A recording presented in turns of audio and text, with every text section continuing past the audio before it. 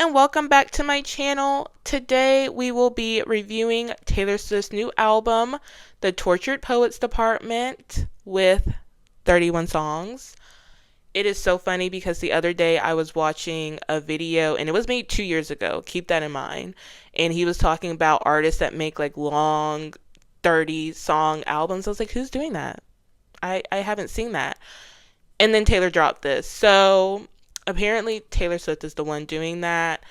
But I've already listened to all the songs, so I'm not going to listen to them on here. I'm only going to be giving my opinion on them and ranking them. But before we get into that, I'm going to read her Instagram post announcing the album because it gives a little background to the album. So she said, "The Tortured Poets Department, an anthology of new works that reflect events, opinions, and sentiments from a fleeting and fatalistic moment in time. One that was both sensational and sorrowful in equal measure. This period of the author's life is now over, the chapter closed and boarded up, there is nothing to avenge, no scores to settle once wounds have healed, and upon further reflection, a good number of them turned out to be self-inflicted. This writer is of the firm belief that our tears become holy in the form of ink on a page. Once we have spoken our saddest story, we can be free of it. And then all that's left behind is the tortured poetry. The Tortured Poets Department is out now." So that's what she posted on Instagram.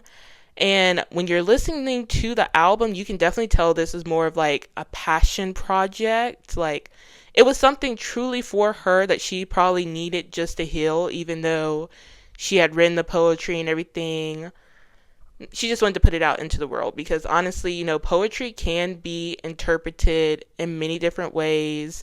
You can see it from the author's perspective, which normally you don't really know the author's background like we know her background. So most of the time when you're reading poetry, you try to relate it to your own life, which I think is why she said this is no longer my story. This is your story, because there are a lot of things in here that a lot of people can relate to, which I will be posting a video tomorrow about the life lessons that you can learn from this album. But some of the songs on there, which you'll see they'll be in the bottom ranking, because while I'm sure for her they have meaning, it just didn't make any sense. Because, poetry, sometimes poems will be like 3 words, and the author expects you to take those 3 words and interpret a whole story behind it. And I feel like some of them were just like that, and like you couldn't tell anything. So she could have kept them off the album, but like I said, this was obviously her passion project. She probably knows what it means. Will we ever know what it means? Maybe, maybe not. But let's get into this ranking system and put all the 31 songs in order from, I'm going to go from bad to good, or bad to great, because there's some good, there's some great, there's some meh, and then there's some bad. So let's get to it. So I came up with my own ranking system. We have cut it, which means cut it off the album. It could have been left off. It doesn't need to be there. Skip it. Don't listen to it again. Then we have meh. It was okay. It was so-so. Then we have good message. So a lot of the songs do sound the same. They sound like they have similar like backdrops and music and beats. But these also had really good like messages behind them that I think you can really gain something from. Then we have loved. So loved is like, I wanted to put it in top 10, but some other songs beat it out. So we have loved, and then we have put it on repeat, which is our top 10. So we're going to start off with the cut it section. Starting out at number 31, we have the Tortured Poets Department. I don't know why this one was so bad, considering it is the literal name of the album. I just feel like it should have been a little bit better, and maybe the first or the last song on the album, but I just didn't like it. The lyrics just made no sense to me. I couldn't really get the message. Like, we smoked, you ate 7 bars of chocolate. First off, that's a lot of bars of chocolate. Like, are these minis? Are these full bars of chocolate? That's a lot of chocolate. Like, you definitely had the munchies, sweetie. And then declaring Charlie Puth should be a bigger artist. I thought he was a pretty big artist, but I just didn't really get it. So I feel like it could have just been cut off. It should have been a better song, especially if it's the same name as the album. It should have been a better song. So it's gonna stay at 31. Okay, coming in at number 30, we have Fresh Out the Slammer. So from the lyrics, I'm kind of getting like you're locked in a relationship, maybe like a soul tie. Because soul ties can feel like you're locked in because it's hard to get out of those soul ties. Stop creating soul ties with everybody. Soul ties are hard to get out of. So she was basically locked in a relationship. Friends tried to tell her. That was a consensus in a lot of the songs, that like friends tried to tell her, or I guess she came from a small town. The people, kept trying to pray for her. The elders kept trying to tell her, she didn't want to listen. So that was a consensus through a lot of the songs. And then I said, did she go back to a childhood lover? Like, I kept asking that.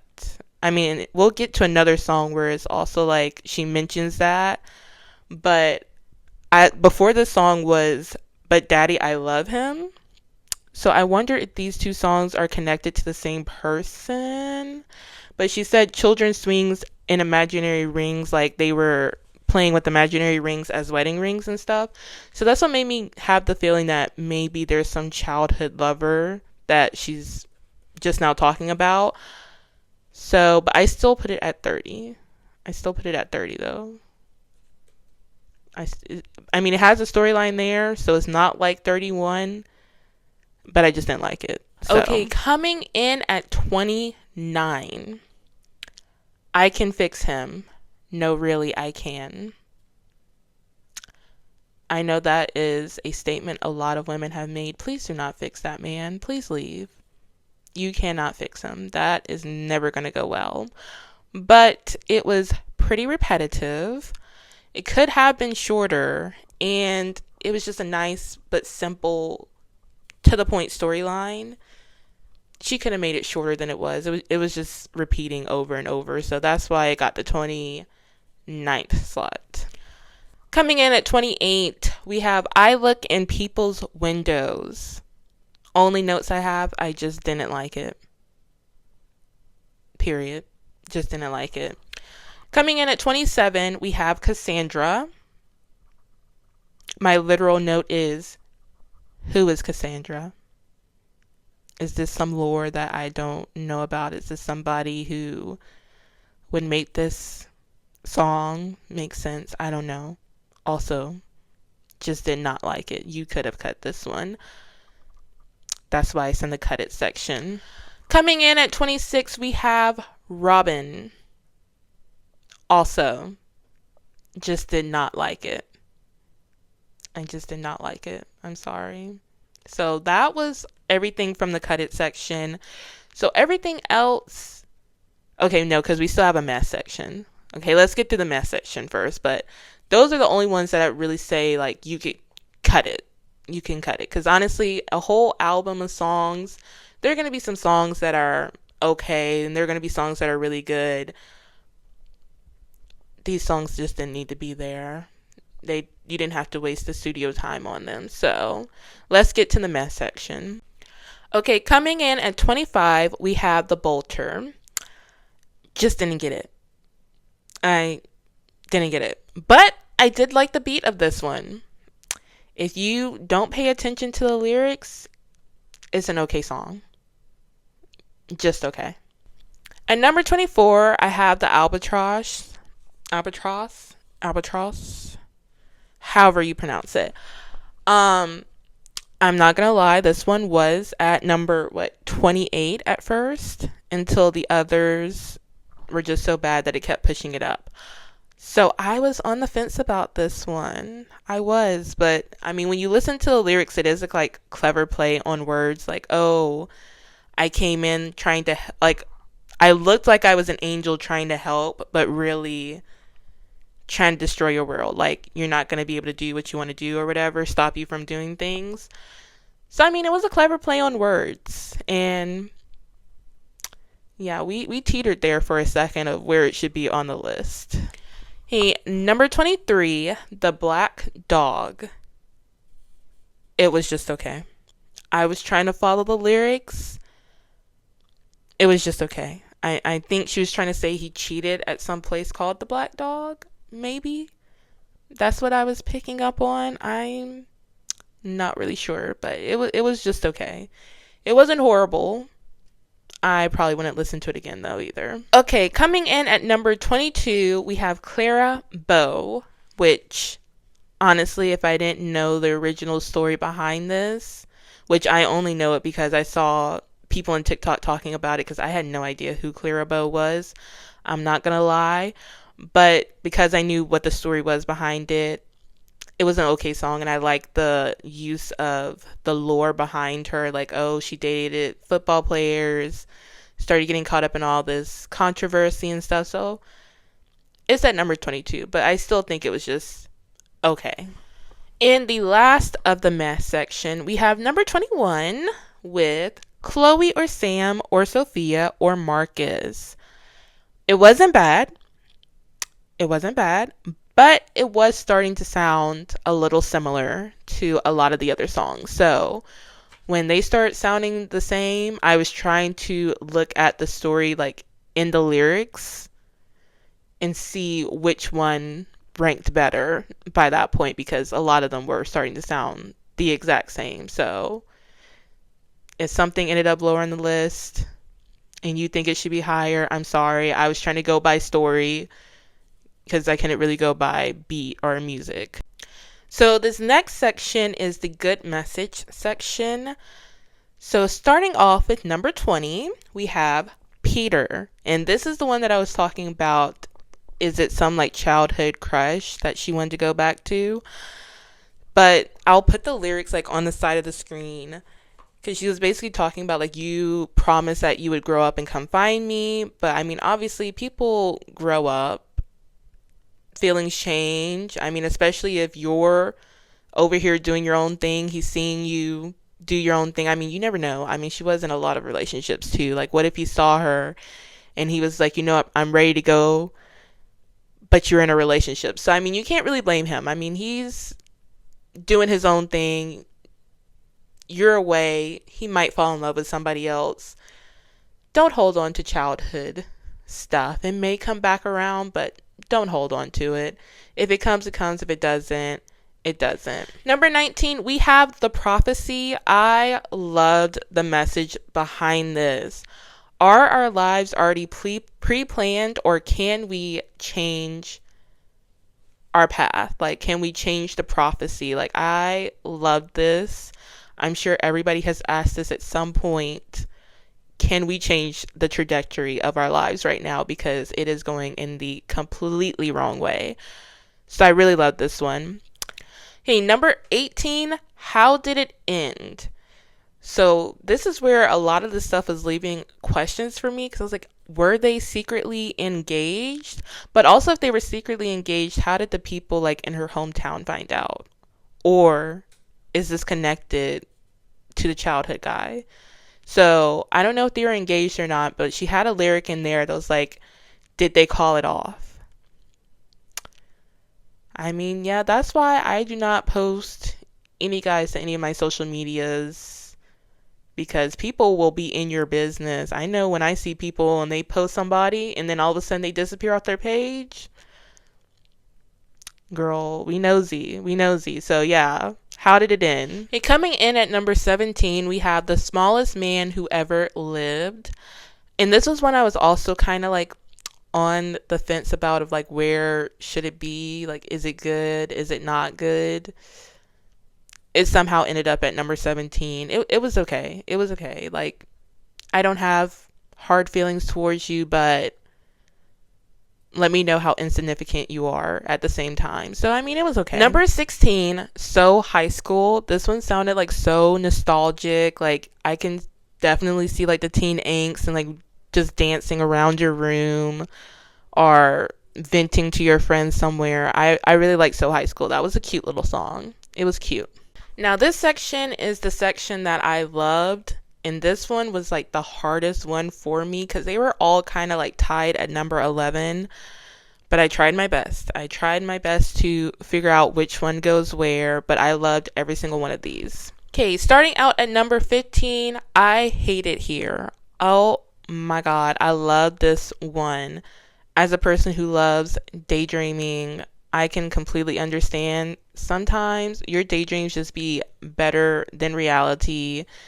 You hear those people talking about, can we like shift to a different reality? If I could, trust me, I would. I would be sipping mimosa somewhere rich. But since I can't, I live in a daydream. So I really like that one. Okay, number 14, we have The Alchemy, which is the song about Travis Kelce. First off, everybody really liked the little AI Travis Kelce song better, which it really was good. I'm not going to lie, that song was pretty good. She should actually try to buy the rights to that and record it herself. But from listening to like her other songs about her ex compared to this song about Travis, what I'm getting is like her ex really like used her for like a better image or to get up in his career or whatever. But she was trying to make the statement, because I know a lot of people did say like, is he using her? Because there was just a lot of publicity around their relationship, which I still feel like, listening to this album, maybe she shouldn't have done that much publicity around it. Maybe it's time to just keep it private and just move forward, because you may have good intentions, but I still don't know how I feel about his intentions. I don't know him personally, but I just, looking from the outside in, it just looks a little sketch to me. But if she's happy, go for it. But I think she was trying to send the message like he's not using her or whatever, because he wasn't focused on the trophy or winning. He was focused on her. So good song at number 14. Number 13, I'm Gonna Get You Back. I really like the story behind this, because this statement really can go two ways. Like, either you're going to be my man again, or I'm going to ruin your life. So I really liked that she pointed out how this can go either way. It's up to you. It's going to go either way, but I'm going to get you back. Number 12, Fortnight. So I held this one until like I was almost done with the album to put it like actually in the ranking, because I just wasn't sure. I wasn't sure where this one should go, because it was just kind of so-so, but I also didn't think it was bad. But I do think there are a lot more songs that could have taken that like first position on the album over this one.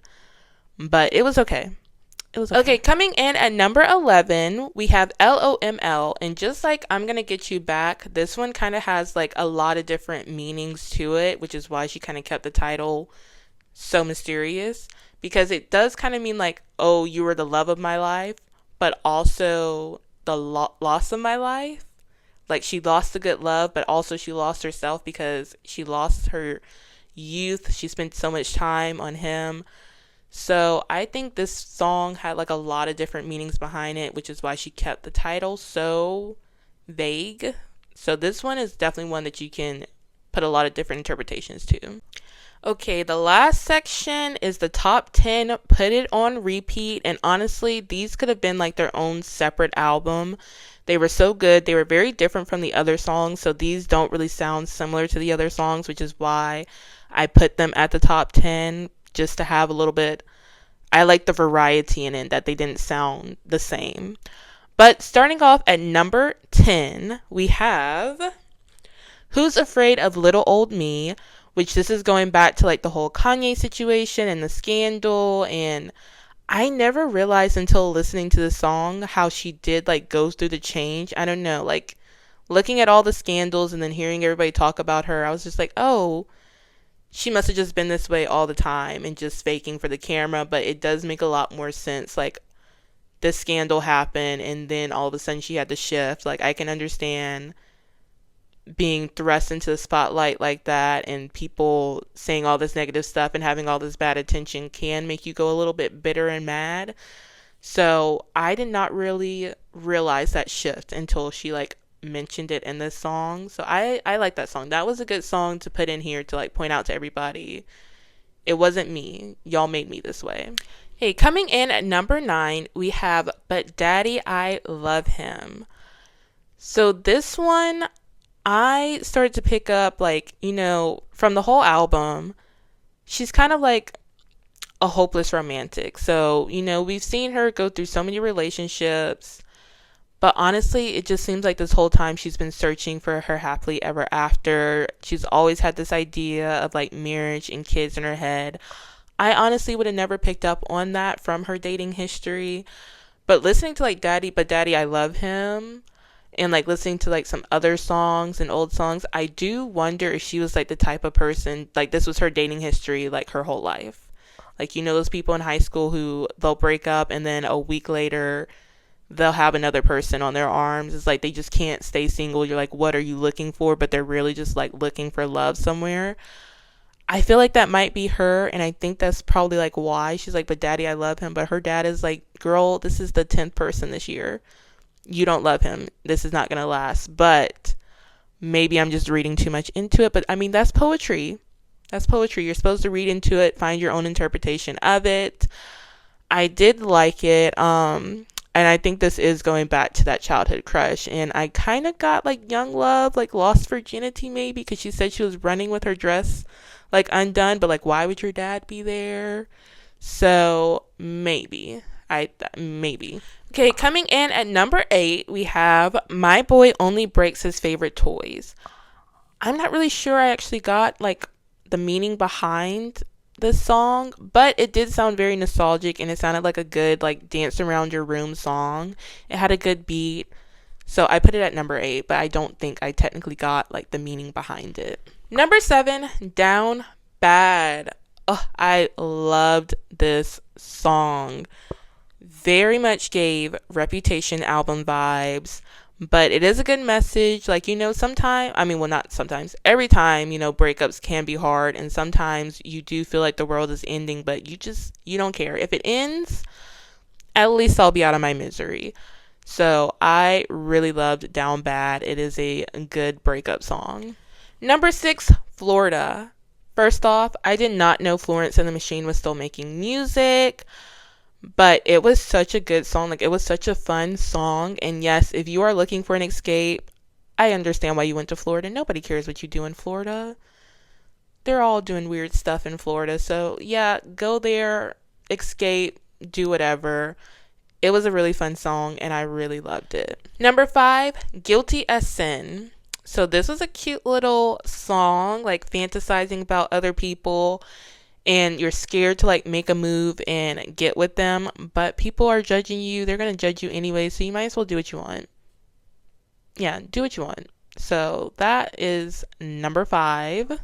Number 4, The Manuscript. So this is the song that I was talking about where she mentions like she wanted to be 30 with kids at home, living a simple life, making breakfast for her family, but she dated the wrong people, which is a very good message. I really hope like her like young fans are listening and taking notes.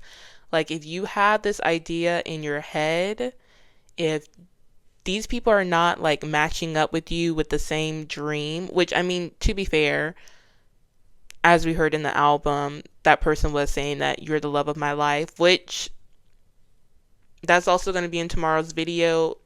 2 years max. 2 years max. I don't care if this person is saying you're the love of their life. 2 years max. If I'm the love of your life, we're both getting older. We both have good jobs. Like, what is holding you back? It's not age. It's not money. 2 years. 2. At that point, they're playing you and you are a placeholder. But that will be more in tomorrow's video. So yes, number 4, Manuscript, which is actually the last song on the album.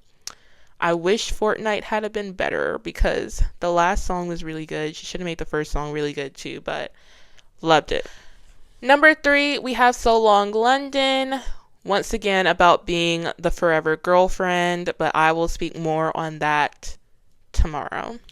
Number 2, Thank You, Amy. I'm not really sure why she went after Kim this hard. Like, you should have beef with Kanye. All Kim did was release a voicemail, which, I mean, I understand, don't record people without their permission, but I mean, if somebody continues to lie and making me trying to look crazy, I'm gonna record you too. I don't care. And that's exactly what you did. So I don't know why she has so much smoke with Kim. Like, you should really have that smoke with Kanye. Like, Kim's not even with Kanye anymore, but the disses were good. Your daughter's gonna, or your kids are gonna come home singing my songs. Like, she went hard in that song. And coming in at number 1, I Can Do It With a Broken Heart. This song took so much talent. Like, first off, the in-ears, like, you can hear them counting down, like, 1, 2, 3, 4. It was amazing. It was absolutely amazing. Like, without visuals, you can just see her, like, fake smiling, if that makes sense. Like, I don't know how she did that so good. Like, just to feel like the beat around you is, like, rushing you, but, like, you're, like, she's singing slow, like, to have, like, that fake smile on. Like, I don't know how she did it, but she was able to convey that exact emotion, and I just loved it. It was such a good song. This song will definitely be on repeat. Loved it. That you did that one. It takes talent to do that.